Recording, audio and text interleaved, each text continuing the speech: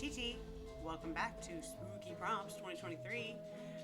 My prompt today was supposed to be Ichabod. I decided that I wasn't going to have enough room on my paper to do an entire scene with the Headless Horseman and Ichabod Crane for it to make sense. So I decided to change my prompt to Icky. And I obviously got about halfway done painting and then hated it so much that I decided to just erase it from my sketchbook with a few layers of gesso and start over. So I don't know about you, but the ickiest thing I can think about for Halloween candy is a piece of candy corn. It is the worst candy. I don't know why they make it. It's disgusting. It's just powder, but it's also like gets stuck in your, I don't know, it's terrible. So for Icky, I decided to paint candy corn, and I am using acrylic wash to paint it because I have the gesso down on the background of my paper, so it's just the easiest thing other than using acrylic paint that I could think of to paint that, because watercolor is not going to move correctly on that gesso. And I could have went over it with a watercolor ground and kind of reinvigorated this paper for watercolor. But I think watercolor ground, the core watercolor ground that I have, I think it takes like 24 hours to dry before you can paint on it. And I wanted to get this prompt out because I'm already behind. So, one good thing about candy corn, honestly the only good thing about candy corn, the only good thing that exists, is that it is an excellent ingredient to make one of the most delicious candies or treats that you can make, and that is Butterfinger fudge.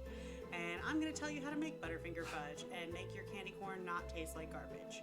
So you're going to need 3 cups of candy corn, a cup of peanut butter, creamy if you've got that, is going to be the best, a can of sweetened condensed milk, 2 cups of white chocolate chips, and a cup of milk chocolate chips. But the milk chocolate chips are optional because they are going to be a topping that goes on top of the fudge.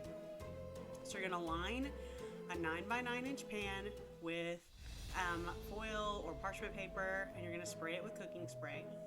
You're going to put your candy corn and peanut butter in a medium saucepan and heat it on a very low heat.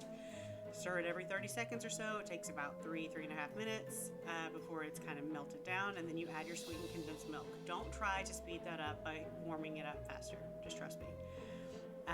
After you've added the sweetened condensed milk, stir it, cook it another 3 minutes. Stir it every 30 seconds because you don't want that milk to boil. And then you're going to add the white chocolate chips. You're going to stir everything together until it's all incorporated and melted together. It does take a while, so just be patient. And then you're going to spread that whole mixture into a pan and let it chill. After it's completely cooled, you can cut it into fudge blocks, and you can melt those milk chocolate chips and drizzle it over the top to give you your chocolate on your Butterfinger fudge. Be careful with this because it is incredibly rich, and if you are like diabetic or something, it's a very small piece, okay? It's really, really, really rich.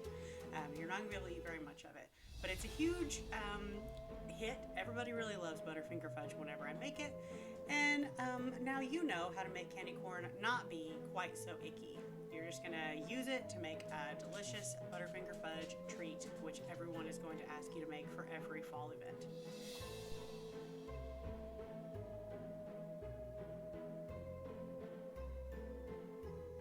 And here I am finishing it up, making that yellow a little brighter, and then I'm going to add a shadow.